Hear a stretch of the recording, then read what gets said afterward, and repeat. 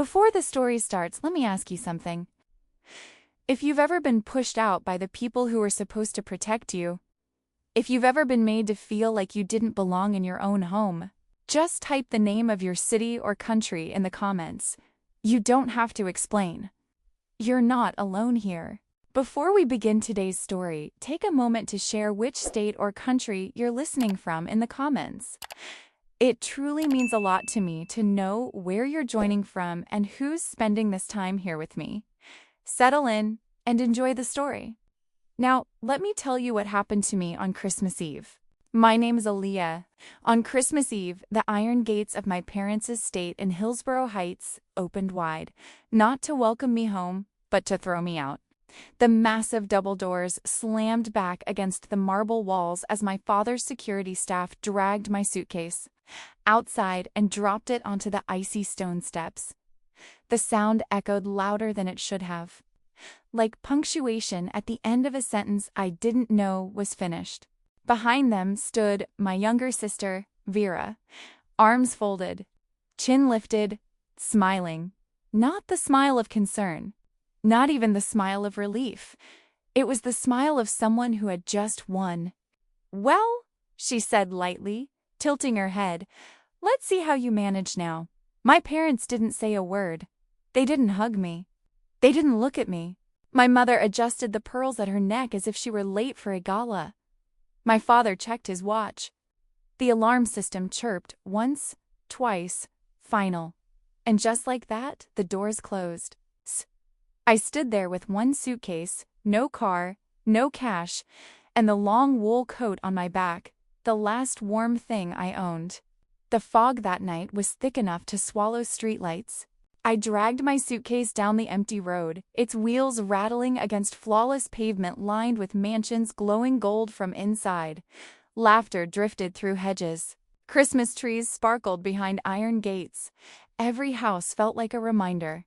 You don't belong anywhere now. My hands went numb first, then my feet. I didn't know where I was going, only that standing still felt worse than walking. After what felt like forever, I reached a small public garden near an old stone church and collapsed onto a metal bench beneath a flickering street lamp. That's when I started shaking. Not crying yet, just shaking.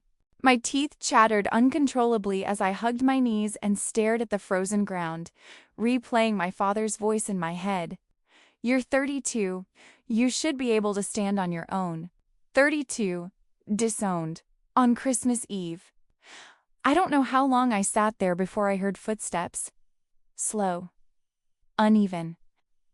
I looked up and saw her. An elderly woman barefoot on the concrete, silver hair loose and tangled, her skin pale, almost bluish from the cold. She moved like each step cost her something. She stopped a few feet away, breathing hard, and spoke in a voice roughened by the night. "Excuse me," she said gently. "Do you happen to know if any shelters are still open?" I swallowed. I don't have anywhere either." She studied my face, not with pity, but with something sharper. Recognition, maybe. She lowered herself onto the far end of the bench. We sat in silence, the wind cutting through us. That's when I noticed her feet. Bare, purple at the edges, dangerously cold. Something inside me broke. I thought about my coat, the only thing keeping me from freezing. I didn't think long. I stood up, shrugged it off, and wrapped it around her shoulders. She gasped softly as the warmth reached her. Her hands, thin, trembling, clutched the fabric as if it might disappear. She looked up at me, eyes shining in the streetlight. "What's your name, child?" "Aaliyah," I said. She repeated it slowly. Then she took my freezing hands in hers, held my gaze, and whispered, "Kindness, like yours, is rarer than flawless diamonds." Then she stood. She walked back into the fog and vanished. I sat there afterward, colder than I had ever been in my life, shaking so hard my jaw ached, yet something in my chest felt lighter, like giving away the last thing I had left had somehow given me something back. I didn't know then that my life had already changed. I didn't know that exactly 1 hour later, the same street would be filled with black vehicles, silent engines, and a truth that would leave me breathless. Because when those headlights cut through the fog, the woman who stepped out was not the woman I had met on that bench, and what she said to me next would rewrite everything I thought I knew about family, fate, and power. I stayed on that bench long after the woman disappeared into the fog. My hands were numb, my breath coming out in short, ragged clouds, but I couldn't bring myself to stand up again. The cold had settled deep into my bones, the kind that doesn't just hurt your skin, it seeps into your thoughts. I kept replaying her words in my head, over and over. Kindness like yours is rarer than flawless diamonds. I didn't feel kind. I felt empty, drained, like someone had scooped my life out with a single, efficient motion and left the shell behind. Eventually, I dragged myself up and started walking again. I had no plan, no destination, just the stubborn need to keep moving so my body wouldn't shut down completely. The fog thickened as I reached the edge of the gated neighborhood, swallowing the road until even my own hands looked unreal in front of my face. Then I heard it, not footsteps. Engines. Low, controlled, multiple. At first, I thought I was hallucinating, the sound of warmth and power where there shouldn't be any. But then, headlights sliced through the mist, one after another, lining the street in perfect formation. Black vehicles, long, polished, identical. They rolled in silently and stopped, blocking the entire road like a wall. I counted without meaning to. 1, 5, 10, 15, 19. My heart slammed against my ribs. I stepped back, instinctively clutching my suitcase handle like it could protect me from whatever this was. No one honked. No one shouted. The engines purred, then went quiet. The doors opened. Men and women stepped out, all in dark coats, earpieces barely visible. Not rushing, not panicked, precise, like this was rehearsed. Then the back door of the center car opened, and I forgot how to breathe. The woman who stepped out had the same face, but everything else was different. Her silver hair was pulled into a smooth, elegant bun. A long camel-colored coat wrapped around her like royalty, cinched perfectly at the waist. Diamonds caught the streetlight at her wrist, understated but unmistakable. Her shoes clicked softly on the pavement as she walked toward me. It was the woman from the bench. Only now she looked like someone the world bent itself around. She stopped a few feet away and smiled, not unkindly, not smugly, just calmly, as if this were the most natural continuation of the night. "Aliyah," she said. I stared. How? How do you know my name?" "I listen," she replied, "and I observe." One of the suited men moved forward, but she lifted a hand and he froze mid-step. Her eyes never left mine. "I've been watching you for a very long time," she said, "long enough to know exactly who you are." My mouth opened, no sound came out. She glanced at my bare arms, then back at my face. Something like approval flickered there. "You gave away the last thing keeping you warm," she continued, "and you didn't ask for anything in return. No name, no thanks, no promise." She leaned in just slightly. "Do you know how rare that is?" Before I could answer, she straightened and nodded once. Immediately, a woman in a tailored coat stepped forward and draped a thick blanket around my shoulders. Another pressed a paper cup of something hot into my shaking hands. "Tea. Sweet. Real." "I'm Odette Sinclair," the woman said, "and tonight, you're coming with me." Panic flared. "I can't. I don't even—" "You can," she interrupted gently, "and you will. But first, I need to know something." She met my eyes again, sharper now. "If you've ever been thrown away by the people who were supposed to protect you," she said quietly, "you understand exactly why I do what I do."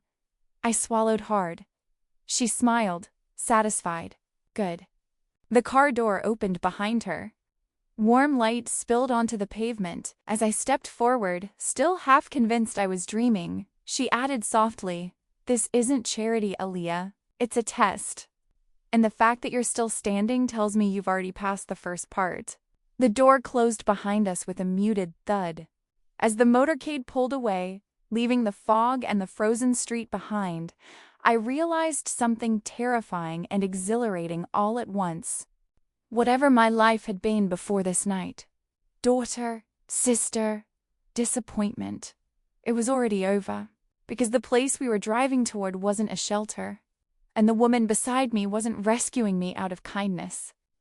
She was deciding whether I was worthy of a power that had ruined far better people than me. The inside of the car was silent in a way I had never experienced before. Not awkward silence, not tense silence, controlled silence.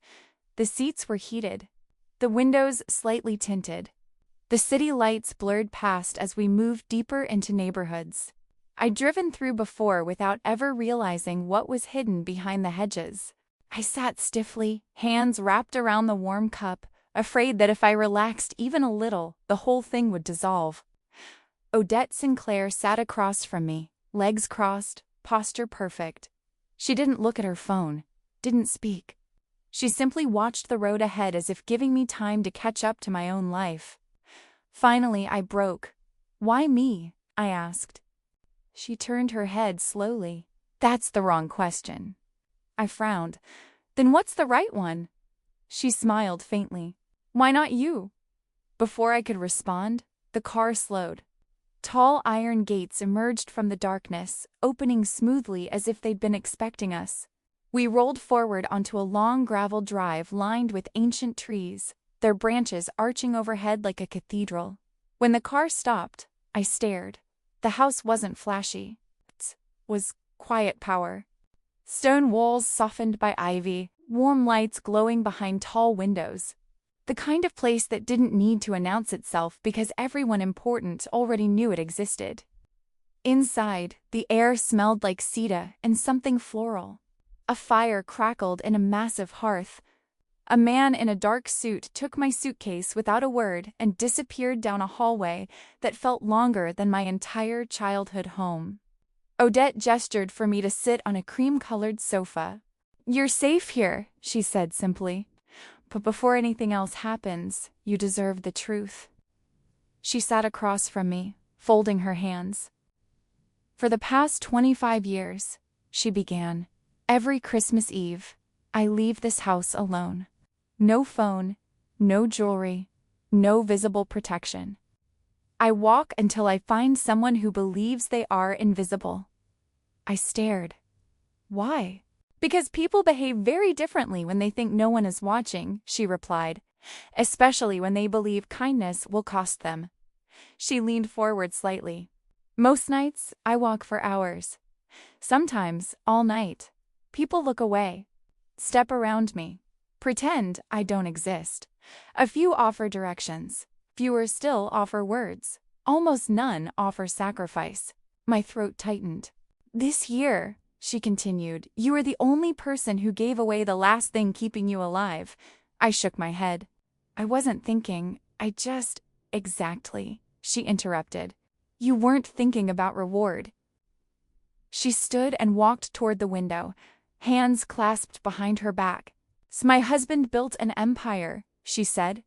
"Commercial property, logistics, assets measured in square footage and influence. When he died, everyone expected me to hand it over to boards and advisors. She turned back to me. Instead, I built something else." She explained that she had no children, no heirs, and no intention of leaving her life's work to people who would treat generosity like a branding opportunity. "I don't need someone impressive," she said. "I need someone uncorrupted." Silence settled between us. "I didn't bring you here to rescue you," Odette said finally. "I brought you here to observe you." My heart skipped. "Observe me? How?" She smiled closely. She told me I would have a room, a temporary salary, a chance to work inside her foundation, not as a beneficiary, but as an apprentice. I would be watched, evaluated, challenged. If you disappoint me, she said calmly, you leave with nothing more than you arrived with. No drama. No explanation. I nodded, my pulse roaring in my ears. And if I don't? I asked. She held my gaze. Then you may earn something far more dangerous than money. A knock sounded. A woman with sharp eyes and silver-streaked hair entered. This is Claudia, Odette said. She runs everything that actually matters. Claudia looked me up and down once. You'll start at 6. 6 what? I didn't ask. Odette smiled again, softer this time. Get some rest, Alia. Tomorrow, we find out whether kindness was who you are, or just who you were that night. As Claudia led me down the hallway, exhaustion finally hit me, but beneath it was something else. Fear.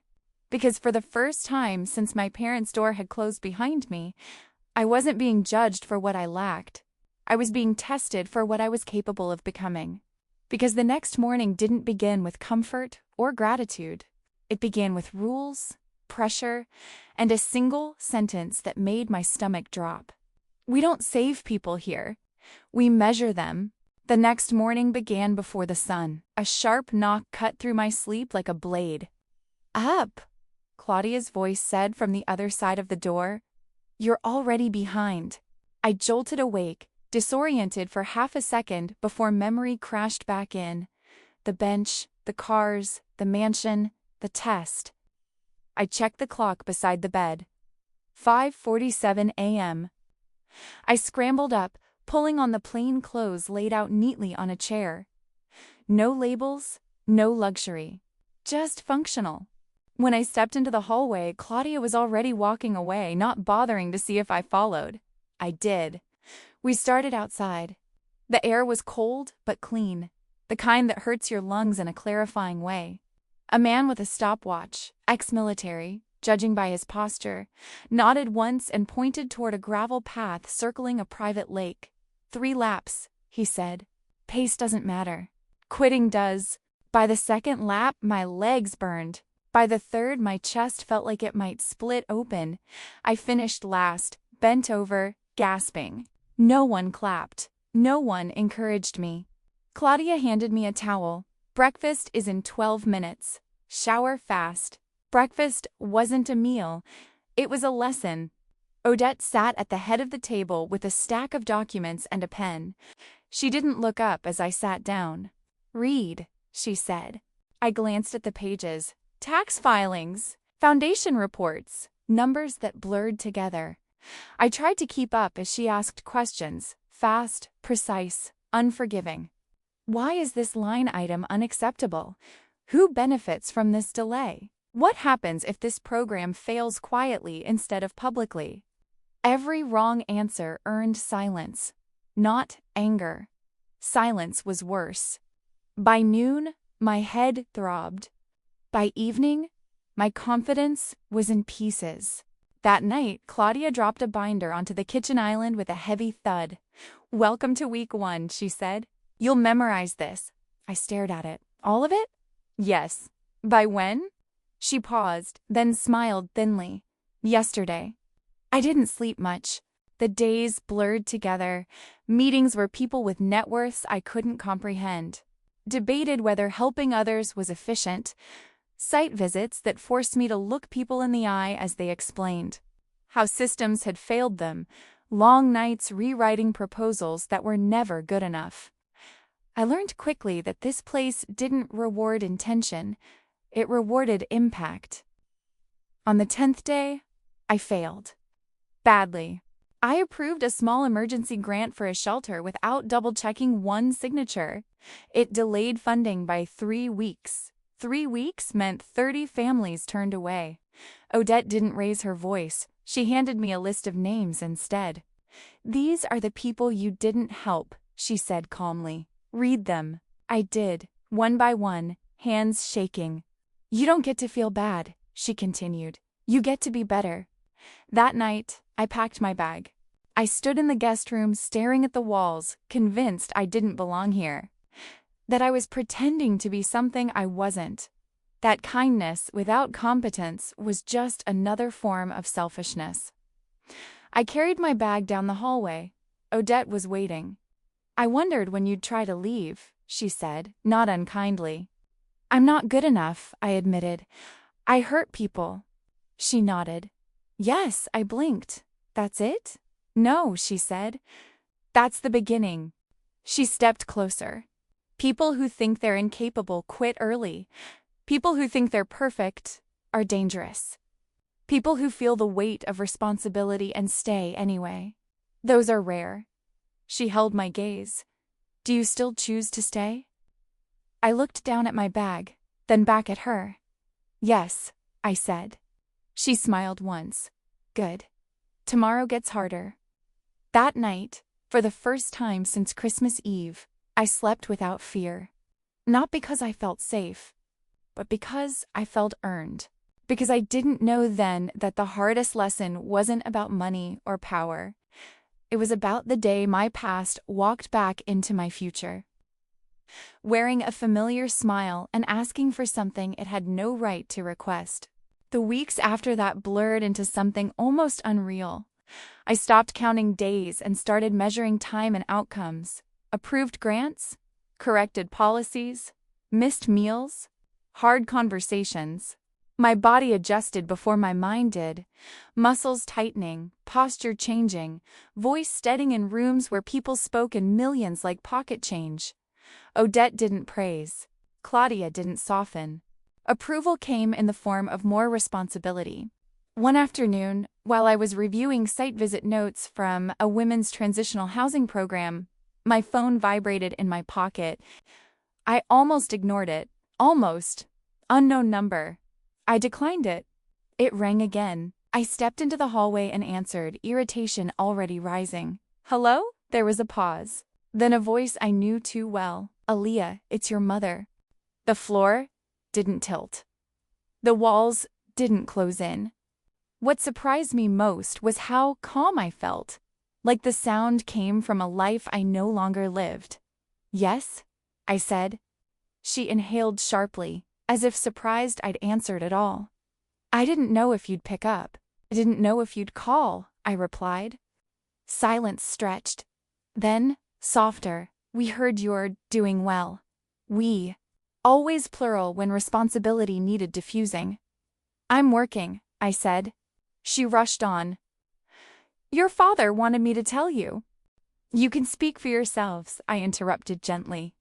"What do you want?" Another pause. I imagined her sitting at the edge of the bed in my childhood room, the one she'd never defended me in. Imagined her fingers twisting together the way they did when she wanted sympathy. "There's been a complication," she said. "Your father made some investments. Things aren't as stable as we thought." I leaned against the wall, eyes closed. "And?" I asked. "And your sister is getting married," she added quickly, as if that sweetened the moment. "We thought it would mean so much to have you there." There it was. The invitation without an apology, the request without accountability. "I'm busy," I said. Her voice trembled. "She's still your sister, and you're still my mother," I replied. "That didn't stop you." The line went quiet. When she spoke again, it was barely above a whisper. "We didn't think you'd actually disappear." I almost laughed, not because it was funny, but because it was honest in a way nothing else had been. "I didn't disappear," I said. "You closed the door." I ended the call before she could respond. That evening, Odette found me alone in the library, staring at a blank screen. "They called," she said, not a question. I nodded. "Good," she replied. "That means you're becoming visible." I frowned. "That's good?" "It's inevitable," she said. "Success has a way of jogging selective memories." She sat across from me. "What do you feel?" I searched for the answer. Not angry, just clear. She smiled. "Clarity is expensive. Most people never buy it." The next month brought a shift. I was no longer shadowing meetings. I was leading them. I rewrote a grant structure that had been quietly failing for years. Odette let it pass to the board without changing a word. It was approved unanimously. Claudia handed me a new access badge. "Don't let it go to your head," she said. "It's just plastic." But her eyes said something else. Then, one morning in early summer, Odette called me into the sunlit study overlooking the lake. A single folder sat on the desk. "I've been watching longer than you think," she said. "Not just how you work, how you choose." She slid the folder toward me. Inside was an offer, not a promotion. A commitment, a 5-year path, authority, salary, accountability, a future tied not to inheritance, but to stewardship. "This isn't a reward," Odette said. "It's a responsibility." I looked up at her, heart pounding. "Why me?" I asked again. She didn't hesitate. "Because you know what it feels like to be discarded. And you didn't let it rot you." I signed with a steady hand. That night, alone in my room, I stared at the ceiling and thought about my sister's wedding, my parents' house, the marble steps I'd stood on with the suitcase and nowhere to go. I didn't feel triumph. I felt readiness. Because while I was building a future I'd earned, my family was quietly dismantling theirs. And soon, they wouldn't be calling to invite me anymore. By the time summer turned the air dry and golden, my life had settled into a rhythm that felt both relentless and grounding. Mornings began before dawn. Evenings ended with spreadsheets or site reports. Somewhere in between, I stopped flinching when people with titles spoke over me and started speaking back, calmly, precisely, with numbers and names and outcomes they couldn't dismiss. Odette noticed everything. She noticed when I rewrote a proposal so that approval took days instead of months. She noticed when I refused a donor's suggestion that would have excluded undocumented families. She noticed when I stayed late to walk a young caseworker through a budget she didn't understand, without making her feel small. "You're learning leverage," Odette said one night as we reviewed reports by the fire. "Not control. There's a difference." I nodded, not fully sure I believed it yet. Then, October arrived. And with it, my past walked through the front door of my present. Claudia buzzed my office phone once. "Your sister and her fiancé are downstairs." My stomach dropped, the same old reflex, sharp and familiar, but it passed faster than it used to. "Send them up," I said. They entered like actors stepping onto a stage they'd rehearsed for. My sister, Vera, wore a simple navy dress instead of her usual designer armor. Her hair was pulled back. Her voice, when she spoke, was soft. "Aaliyah," she said, "you look good." Her fiancé stood beside her, hands clasped, smile fixed. "We came to apologize," he added quickly. "About everything." I didn't sit. Neither did they. Vera inhaled, eyes shimmering just enough to suggest effort. "We were horrible to you. I was horrible to you. Christmas Eve, the things I said, the video. I've regretted it every day." I waited. She shifted. "Dad's in trouble." There it was. She explained quickly, stumbling over words, investments that went bad, money that vanished faster than expected, a mortgage stretched too far. Then she pivoted. "We're starting something new," her fiancé said. "An AI platform for senior care. We just need a bridge. 2 million would close the round." I raised an eyebrow. "Which part is urgent? The mortgage or the startup?" Vera flinched. "It's all connected," she insisted. "Family helps family." I leaned back against my desk. "What happened to the trust?" I asked calmly. Her eyes flickered. "We diversified. Into everything that glittered," I thought. I slid a thin folder across the desk. Bank statements, screenshots, public filings, a neat timeline of decisions and consequences. 85% gone in under a year, I said. "That's not bad luck. That's negligence." Her fiancé tried to laugh it off. "Market cycles." I held up a hand. "This foundation doesn't fund recklessness," I said evenly. "And it doesn't reward cruelty." Vera's mask cracked. "You're really going to let Mom and Dad lose the house?" I met her gaze. I didn't push them out into the cold. You did. Security appeared at the door without being called. As they were escorted out, my sister twisted back toward me, phone already in her hand. You think this makes you powerful? I didn't answer. That night, the video hits social media. My wealthy sister refuses to help our family. It exploded, and then it unraveled. Old clips resurfaced, screenshots, stories I'd never told. The internet did what it always does. It pulled on threads until the truth came loose. I didn't comment, didn't defend myself. Odette poured me a drink and watched the storm from a distance.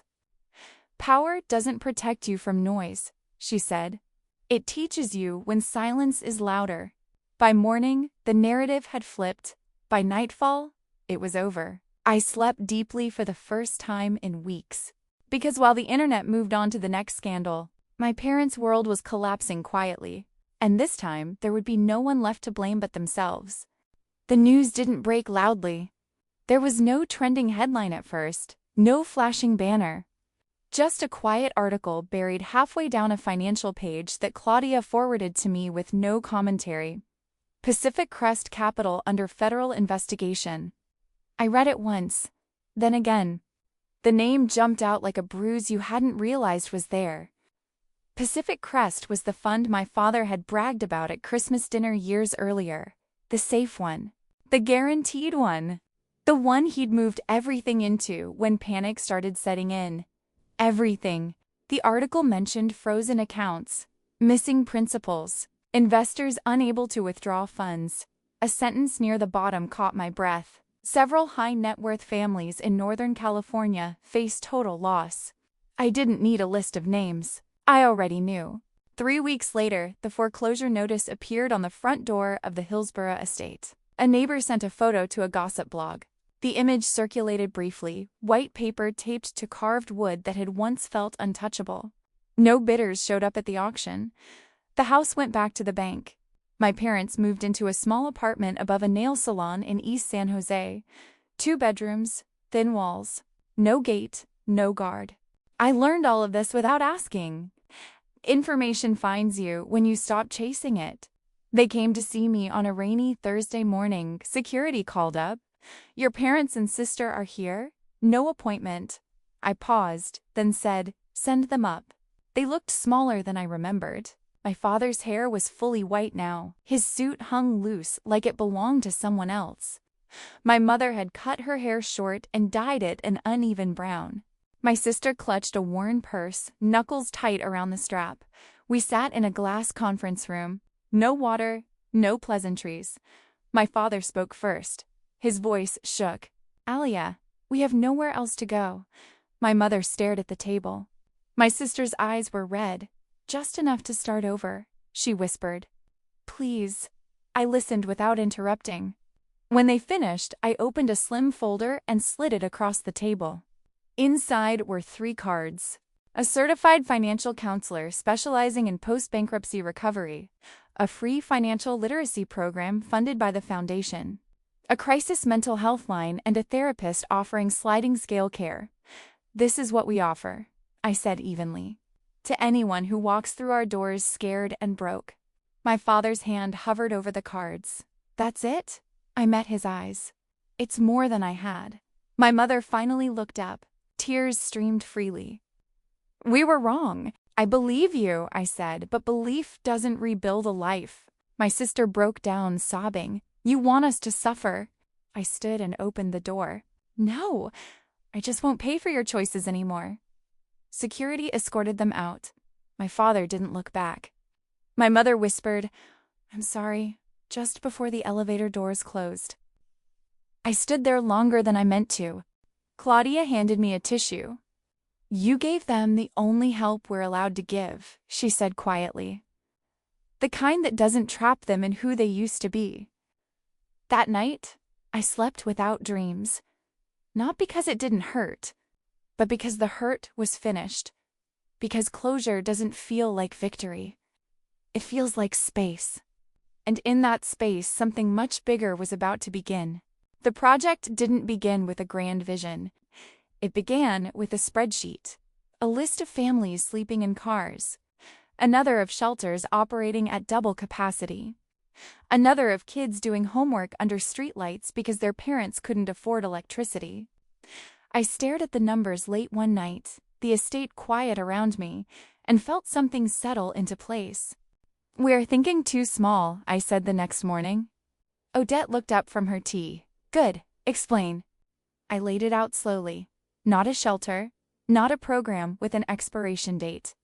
A permanent place, housing, healthcare, childcare, job training, all under one roof. A place where paperwork wasn't a barrier and dignity wasn't conditional. "A second chance," Odette murmured. "A second home," I corrected. She smiled. From that moment on, everything moved fast. Land acquisition, zoning fights, community meetings that ran past midnight, city officials who smiled in public and stalled in private, donors who wanted naming rights without responsibility. I learned how to say no without burning bridges, and how to walk away when a bridge deserved to burn. Claudia drilled me relentlessly. "If this opens, it has to work," she said. "Failure here doesn't mean embarrassment. It means people sleeping outside." So I double-checked everything, then checked again. We designed the building around people, not optics. Wide hallways for strollers and wheelchairs, on-site medical rooms, classrooms with soundproofing so kids could actually focus, a rooftop garden that would feed residents and teach skills. Most controversial of all, a policy that no one would be turned away for missing documents. "No IDs?" the board asked. "No problem," I answered. "We'll help them get them." The vote was close. Odette didn't speak. She didn't need to. Construction took a year of delays, budget scares, and moments where I lay awake wondering if I'd pushed too hard. But then I'd visit the site, see the walls rising, hear kids laughing in the temporary childcare trailer, and the doubt would quiet.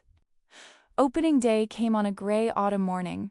Fog hung low over East Palo Alto, the air sharp with rain and anticipation. The plaza outside the building filled quickly. Families, donors, volunteers, reporters. I stood backstage in a simple black suit, heart pounding harder than it ever had in a boardroom. Claudia squeezed my hand. "You ready?" "No," I said honestly. "Good," she replied. "Means you care." The mayor spoke. The band played. Applause rolled like thunder when the ribbon was cut. Then they called my name. I stepped up to the podium and looked out at the crowd. Near the back, partially hidden behind a column, I saw 3 familiar figures. My parents, my sister. They looked ordinary, smaller, human. I let the silence stretch before I spoke. "1 year ago," I began, "I was standing outside a locked door with one suitcase and nowhere to go." A ripple moved through the crowd. "That night, I learned something I'll never forget," I continued. "Being abandoned doesn't make you disposable. It reveals who still sees value when nothing is left." I gestured behind me. "This building exists because people deserve a place that doesn't ask them to prove their worth." Applause swelled. I didn't look back at my family again. I didn't need to. When I finished, the doors opened. Families streamed inside, laughter echoing through the halls. I stood at the entrance, watching them cross the threshold, and for the first time, I understood what home was supposed to feel like.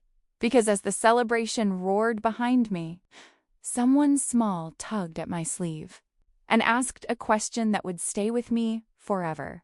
The noise inside Second Home was overwhelming in the best way.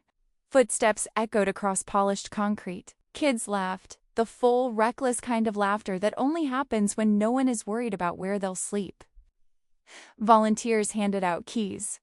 Parents clutched folders with shaking hands, rereading room numbers like they might disappear if they blinked. I stood just inside the entrance, letting it wash over me. That's when I felt the tug. A small hand wrapped around my sleeve.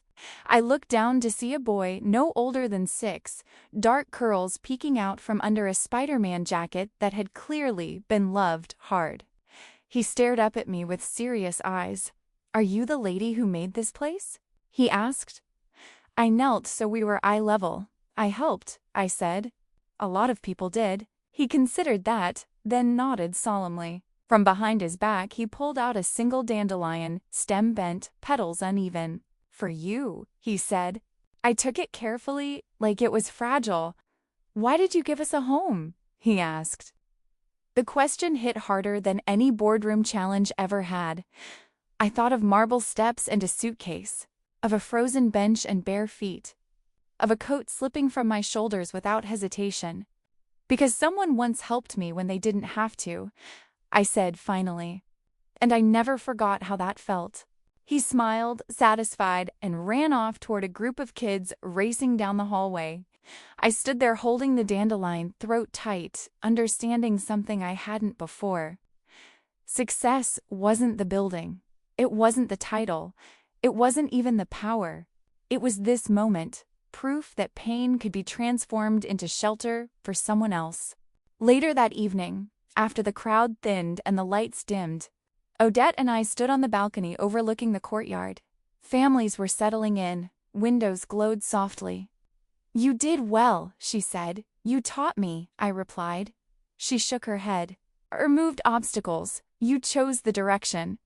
We watched in silence for a while. "Do you regret it?" I asked. "Any of it?" She smiled faintly. "I regret the years I believed kindness had to be hidden to survive. I thought of my parents in the crowd earlier, watching from the edges, unable to step forward. I didn't feel anger anymore, just distance. Not walls, distance." As Odette walked away, I remained on the balcony, the dandelion resting on the railing.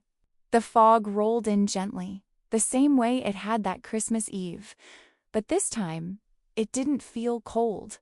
It felt like closure. Because the door I walked through that night didn't just open a building, it closed a chapter, and the final lesson wasn't about forgiveness. It was about knowing when not to reopen what already broke you. The morning after the opening, the city felt different. Not brighter, not softer, just settled. I arrived at the office early, the kind of early that belongs to people who don't quite know how to stop yet. The building was quiet, lights dimmed, the smell of fresh coffee drifting through the hallway. Claudia was already there. She slid a thin envelope across my desk without sitting down. "They asked me to give you this." I didn't need to ask who they were. The envelope was unmarked. My name written carefully, like someone had practiced. Inside was a single page. My mother's handwriting. "We saw you yesterday. You did something beautiful. We know we don't deserve to be part of it. I just needed you to know we're proud of you. No apology, no request. Just acknowledgement." I folded the letter and placed it back in the envelope. My chest ached, not sharply, not painfully, just enough to remind me that something old was loosening its grip. "I won't respond," I said. Claudia nodded. "That's not cruelty." "No," I agreed. "It's honesty." Later that afternoon, I found myself back at the small public garden near the old church. The bench was still there. I sat down slowly, hands folded in my lap, and let the memory settle without fighting it. The cold from that night was gone, replaced by sunlight and the faint sound of traffic. I wondered about the woman Odette had once been, the younger version of her, sitting somewhere similar, deciding whether bitterness would become her companion. I understood now why she tested the world the way she did. Not to punish it, but to find proof it was still worth investing in. That evening, Odette invited me to dinner, just the two of us. No staff, no agenda. She poured wine and raised her glass. "Two doors that close for a reason," I smiled, "and the ones that open when we're ready." We didn't talk about my family. We didn't need to. Some stories don't require commentary once they've ended. Before I left, she handed me a small velvet box. Inside was a simple ring, no diamonds, no inscription.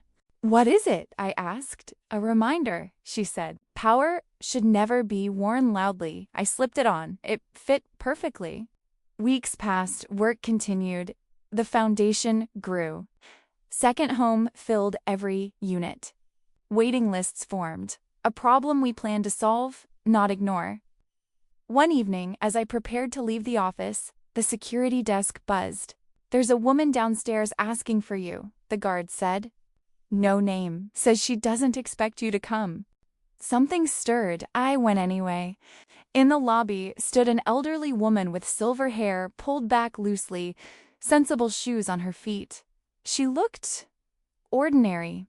When she met my eyes, she smiled. "Hello, Aaliyah," she said. It was Odette, dressed the way she had been on the bench. "I like to check," she said quietly. "See if the world's changed." I smiled back. "Has it?" She glanced around at the people passing through, families laughing, kids tugging at parents' hands, volunteers carrying boxes. "Yes," she said, "a little." She took my hand briefly. "You passed the test." I laughed softly. "I thought that was years ago." She shook her head. "The test never ends. You just get better at it." She walked away without another word. I didn't follow. I stood there for a long moment, understanding something with perfect clarity. Forgiveness isn't a reunion. Closure isn't a conversation. And love doesn't always come back wearing the faces you expect. Sometimes, it shows up as a quiet life built honestly and asks nothing more. Because just when I thought the story was finished, the consequences of that first Christmas Eve kindness came full circle and revealed the one truth I hadn't yet faced about who I had become. For a long time, I believed my story was about survival, about being thrown out, starting over, proving something, to my parents, to my sister, to the version of myself that once begged to be chosen. I was wrong. I realized it on an ordinary Tuesday, months after Second Home opened, when Claudia dropped a stack of letters on my desk without ceremony. "They're from residents," she said. "Read them, or don't. But they're yours now." That night, I took the stack home. I read every single one. A mother who hadn't slept through the night in 3 years because she was afraid her kids would wake up to eviction notices. A veteran who finally stopped sleeping in his car because someone treated him like a human instead of a statistic. A teenage girl who wrote that having a desk and a lamp made her feel like a real person. None of them mentioned me by name. They thanked the place, the stability, the fact that no one asked them to beg. That's when it hit me. This story was never about being rescued. It was about becoming someone who didn't need to be seen to matter. Odette noticed the change before I did. "You've stopped performing," she said one afternoon as we walked the grounds. "That's good." I frowned. Was I performing before? She smiled gently. "Everyone does it first, especially people who were starved of approval." I thought of my parents, of the dinner table where achievements were currency, of praise that came with conditions. "I don't want to need it anymore," I admitted. "You won't," she said. "One day, you'll forget to look for it at all." The foundation grew quietly, efficiently, without spectacle. We've funded housing projects in 3 new cities, expanded healthcare partnerships, built an apprenticeship program that paid people while they learned, because unpaid opportunity is still exclusion. One evening, I attended a graduation ceremony for the first cohort. They stood in borrowed caps and gowns, families cheering loudly. I stayed near the back, anonymous, clapping until my hands hurt. A woman next to me leaned over. "Are you staff?" "Yes," I said. "Tell whoever runs this place," she whispered, eyes shining, "that they changed my son's life." I nodded. I didn't correct her. Later that night, alone in my office, I finally allowed myself to ask the question I'd been avoiding. What happens when Odette is gone? The thought used to terrify me. Now, it felt steady. She called me into the study the next morning, as if she'd heard the question echoing in my head. "You're ready," she said simply. "For what?" "For when this becomes fully yours," she replied. "Not legally, ethically." She slid a document across the desk, not a will, not a contract, a values charter. "This is the only inheritance that matters," she said. Money follows clarity, not the other way around. I read it slowly. Every line felt intentional, human, unforgiving of excuses. I signed it without hesitation. That night, as I drove home through quiet streets, I passed a familiar garden. The bench was empty. For the first time, I didn't feel the urge to sit there. I had moved past that chapter, not by erasing it, but by carrying it forward in a way that helped others rest where I once froze. I understood then that legacy isn't built by reclaiming what was taken. It's built by refusing to pass the harm on.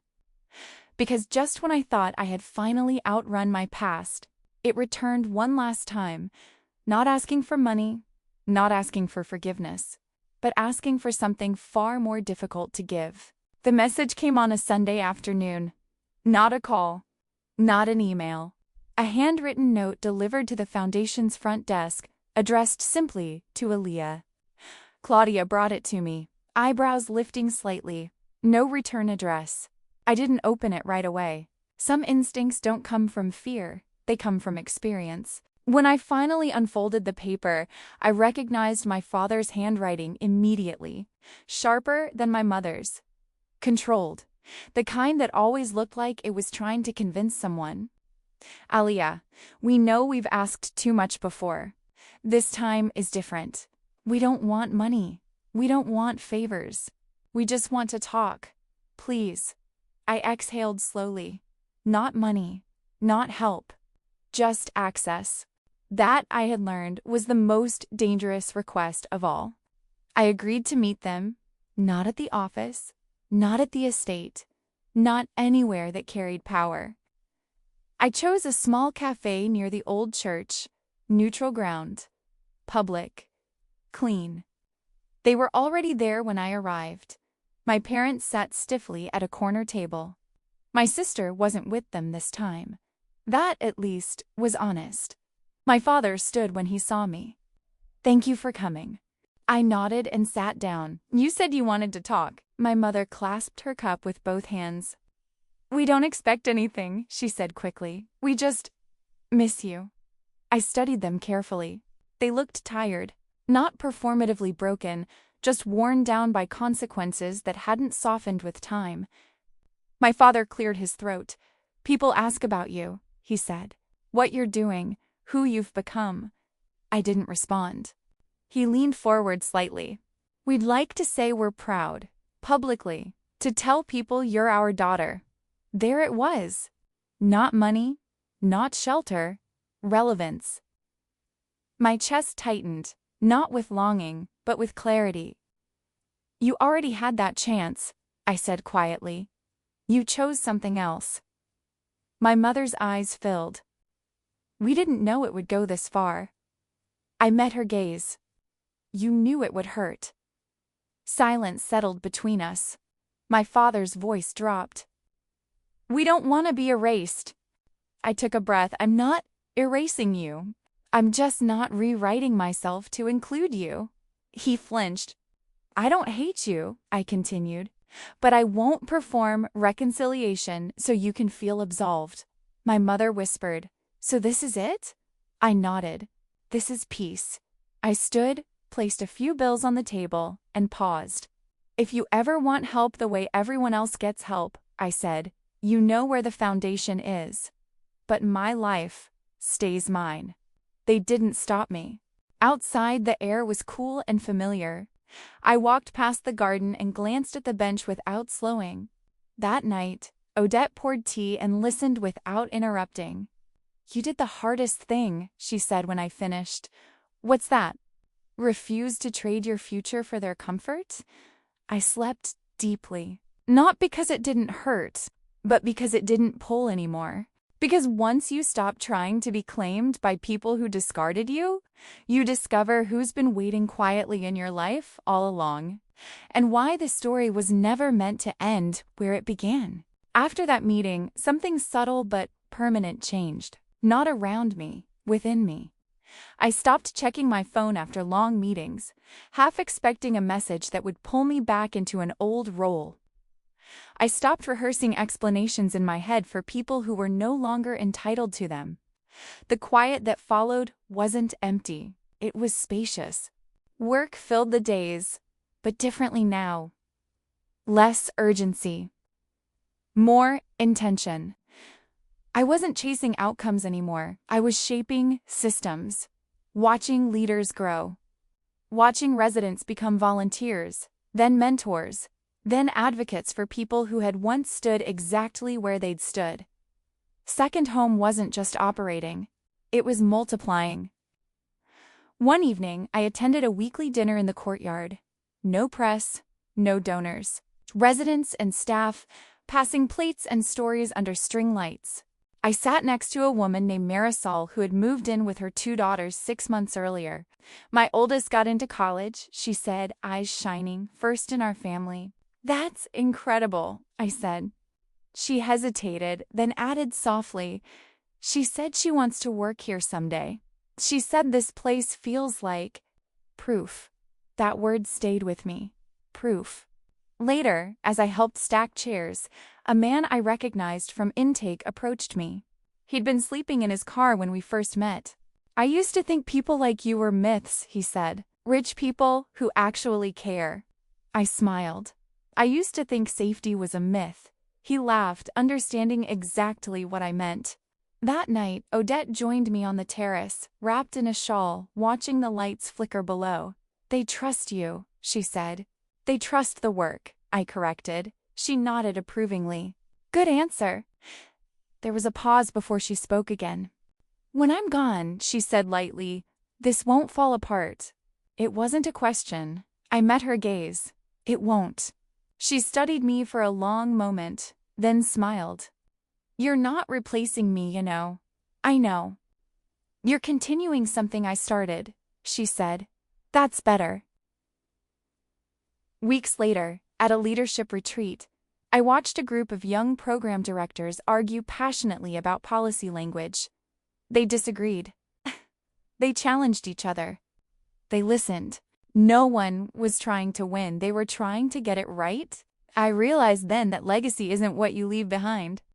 It's what keeps moving without you. That understanding followed me home that evening, where a small package waited on my doorstep. No name, no return address. Inside was a framed photo. Me, on opening day, kneeling in front of the boy in the Spider-Man jacket, accepting the dandelion. On the back, in careful handwriting, were 4 words. This is who you are. I didn't cry. I smiled, because for the first time in my life, my identity wasn't something I was defending or proving. It was something I was living. Because just when I thought the story had finally settled, life tested my certainty one last time, with a choice that would determine whether I truly believed everything I'd built. The call came at 2:17 a.m. I was half asleep, the kind of sleep that isn't deep enough to protect you from dread. My phone buzzed once on the nightstand. Then again. Claudia. I sat up immediately.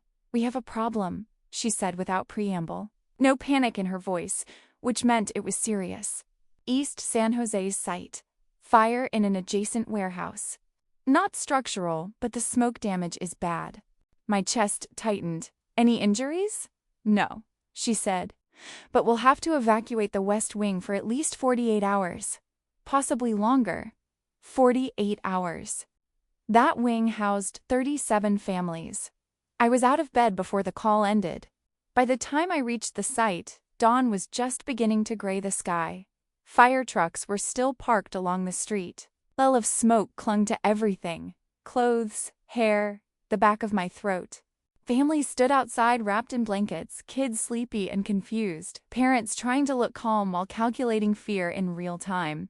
This wasn't a grant problem. It wasn't a policy problem. It was a now problem. Claudia joined me, clipboard already in hand. Hotels are an option, she said, but capacity is tight, and splitting families. No, I said immediately. We don't split.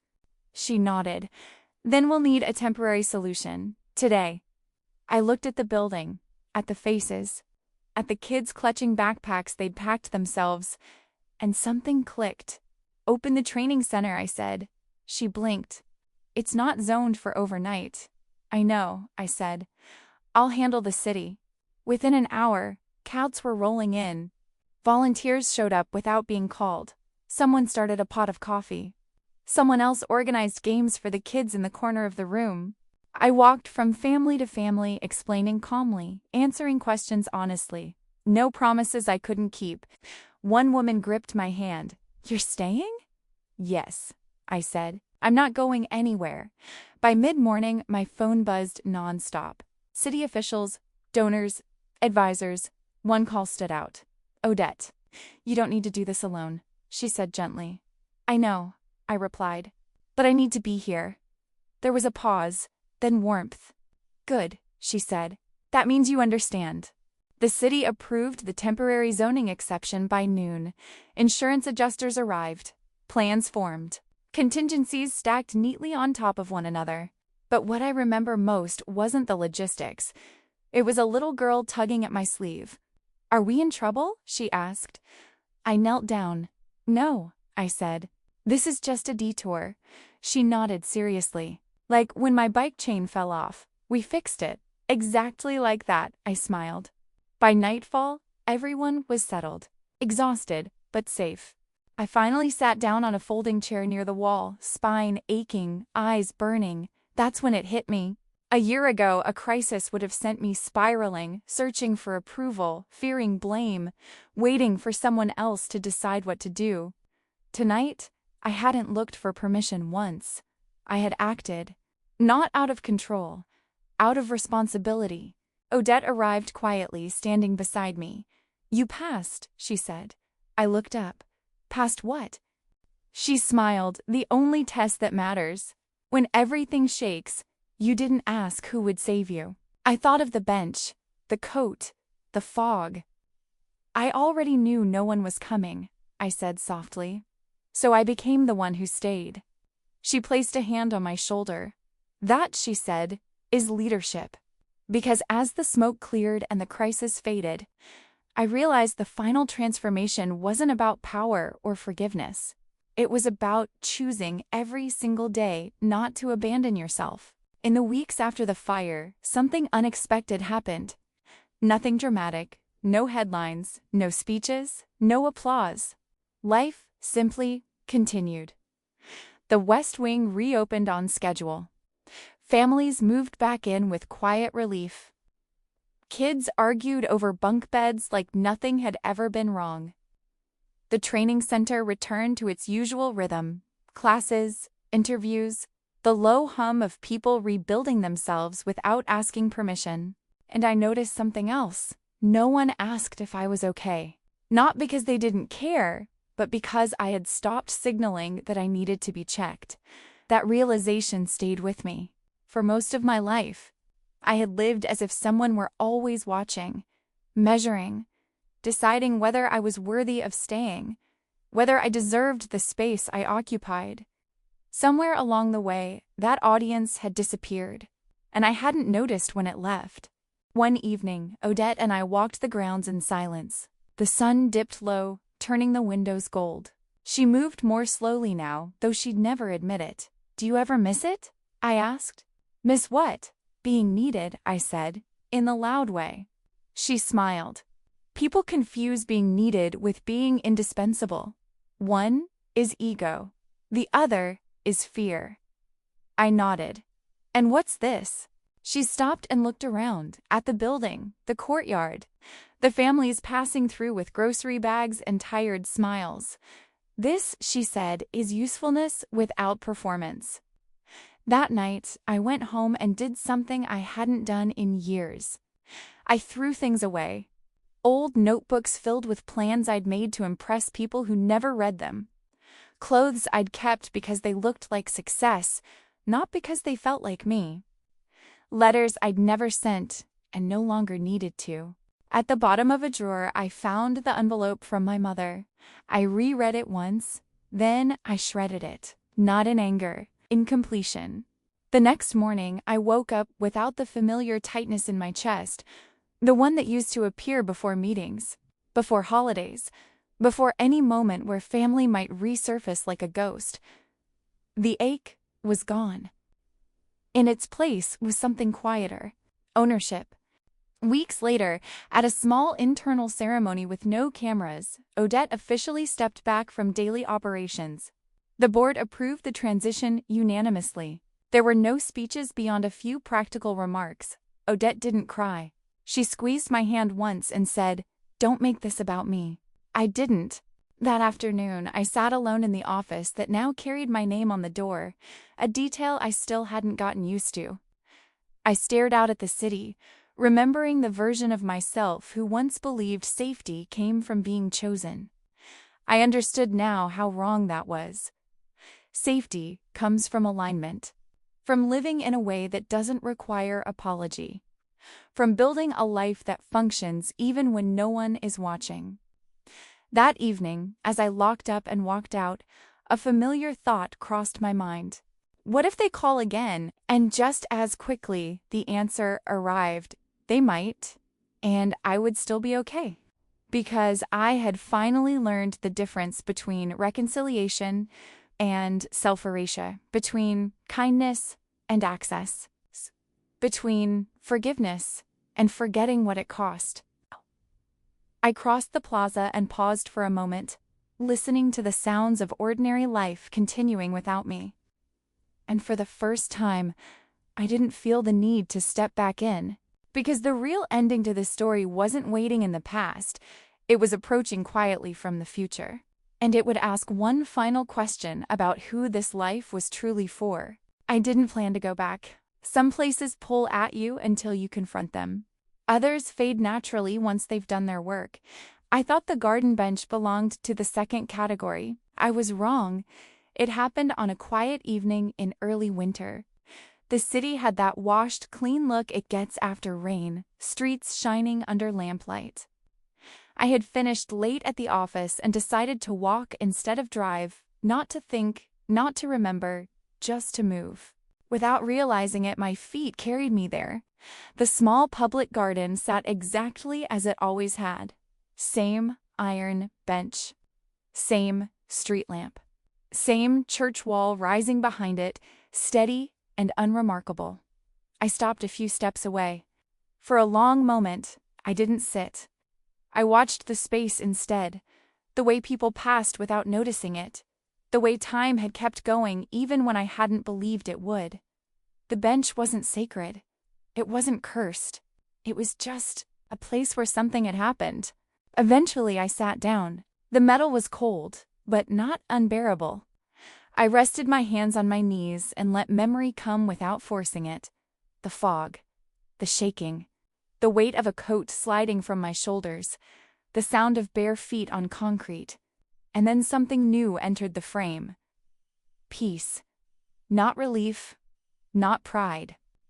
Acceptance. I understood, finally, why that night had stayed with me so vividly. It wasn't because of the pain. It was because it was the last moment I acted without strategy.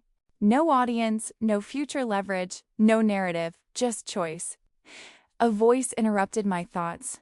Cold night. I looked up. A woman stood a few feet away, wrapped in a thin jacket, hands shoved deep into her pockets. Not elderly, not young, just tired in a way I recognized. "There's a shelter a few blocks east," I said automatically. "They usually have space this time of year." She nodded. "Thanks, I just needed to sit for a minute." She lowered herself onto the far end of the bench. We sat in silence. I noticed her shoes were worn but intact. Her hands were red from the cold. She wasn't in danger yet, but she was close. After a moment, she spoke again. "Can I ask you something?" I turned toward her. "Sure. How do you know when it gets better?" she asked.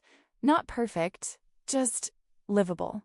I didn't answer right away. Then I said, "When you stop waiting for someone else to decide that you're allowed to stay?" She looked at me, really looked at me. "That sounds like something you had to learn the hard way." I smiled softly. I did. She stood after a while, thanked me, and walked off toward the streetlights. I didn't follow her.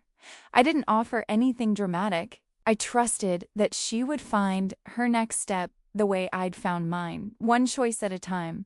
As I stood to leave, I glanced back at the bench. It no longer felt like an origin point.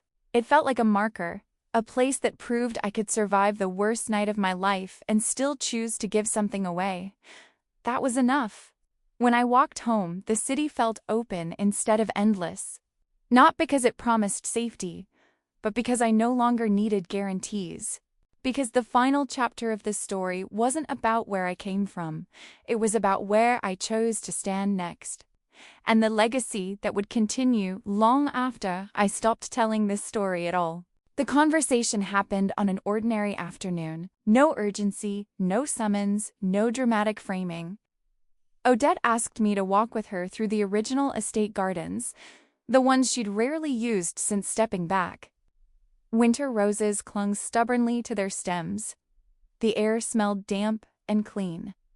She moved slowly now, leaning more heavily on her cane, though her eyes were as sharp as ever. "You know," she said casually, "people assume legacy is something you announce." I waited.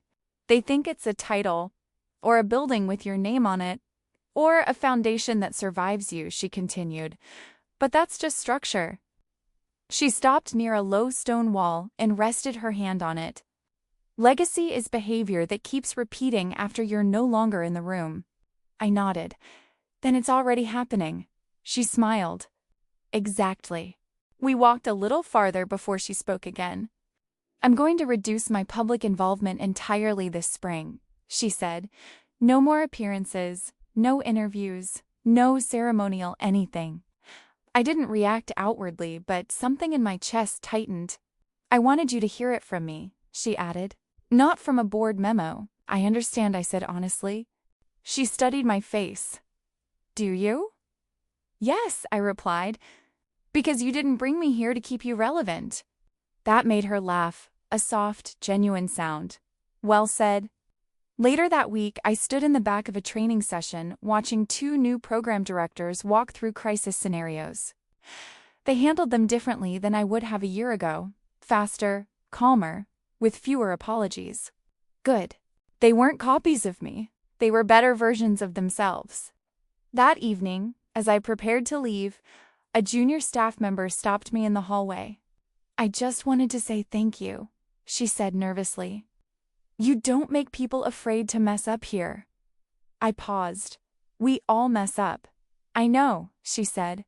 "But here, it feels like learning instead of punishment." After she walked away, I leaned against the wall for a moment. That was it. Not the budget, not the buildings, not the headlines we never chased. The culture. A place where people could fail without being discarded. That night, I sat alone in my apartment, lights low, city humming beyond the windows. I thought about my parents, about how fear had shaped every decision they'd made. How scarcity had taught them to cling instead of build. I didn't excuse it, but I understood it. Understanding, I'd learned, doesn't require reopening doors. It just closes them gently. Before bed, I opened my notebook and wrote a single sentence at the top of a blank page. What should continue even if I disappear tomorrow? I filled 3 pages. Systems, values, protections, boundaries. Not my name, not my story. Just principles sturdy enough to outlive me. When I closed the notebook, I felt something I hadn't felt in a long time. Lightness. Because the story no longer needed my constant attention to keep moving forward. Because the true ending of this journey wasn't marked by applause or farewell. It arrived quietly, in a moment of recognition, when I finally understood who this life had always been building toward, and why the last door had to close without ceremony. There was no grand ending, no final confrontation, no speech that wrapped everything in a bow. Life rarely offers that kind of symmetry. The ending came quietly, the way most truths do, in a moment so ordinary it almost slipped past me. It was late afternoon. The light outside my office had softened, the city washed in that in-between glow that belongs neither to day nor night. I stood at the window, watching people cross the plaza below, residents heading home, staff laughing as they clocked out, kids chasing each other between planters. Inside, everything hummed the way it was supposed to. My phone buzzed once. A message from an unknown number. "It's Mom." No punctuation, no demand. Just full words that used to unravel me. I didn't open the message. I didn't delete it either. I set the phone face down on the desk and let it stay there, untouched. Not because I was afraid of what she might say, but because I finally understood something I hadn't before. Not every door needs a response to stay closed. I turned back to the window and noticed a small group gathered near the entrance, a family arriving late, bags in hand, nervous and hopeful all at once. One of the staff members waved them in, explaining the process with patient clarity. No one asked them to justify their need. No one made them perform gratitude. They were simply welcomed. That was the moment it settled fully. The night I was locked out didn't destroy me, it clarified me. It showed me exactly what kind of world I refused to help maintain, and exactly what kind of one I was willing to build instead. I picked up my coat and headed downstairs. As I passed through the lobby, a little girl ran past me, laughing, her shoes squeaking against the floor. Her mother called after her, smiling instead of panicking. I held the door open for them without thinking. Outside, the air was cool but kind. The plaza lights flickered on, one by one, steady and unassuming. I paused at the threshold and felt the familiar sensation, the moment of crossing. Once, a door closing behind me had meant exile. Now, a door opening ahead of me meant purpose. I stepped forward, not away from my past, not toward revenge, but into a life that no longer needed to prove its worth to anyone who had failed to see it before. I never replied to that message, and nothing bad happened. The world didn't collapse. My heart didn't break. No part of me went missing. Instead, everything that mattered stayed exactly where it belonged, with me. Sometimes the strongest ending isn't forgiveness or revenge. It's the moment you realize you no longer need either. Because healing doesn't mean reopening the door that hurt you. It means building a life so full, so aligned, and so honest that the door stays closed, and you don't even turn around to check. Did this story resonate with you? If it did, tell me which city or country you're watching from. I'd love to meet you in the comments. If you enjoyed this story and want to help me continue sharing more real, meaningful life stories like this, you can show your support with a super thanks. Every bit of support truly helps and means more than you know. Thank you for being here and for taking the time to listen. I'm really looking forward to reading your thoughts. On your screen right now, you'll see 2 more life stories I think you'll enjoy next. There are many more waiting for you on my channel. If you'd like to stay connected, make sure to subscribe, and I'll see you in the next story. With love and appreciation.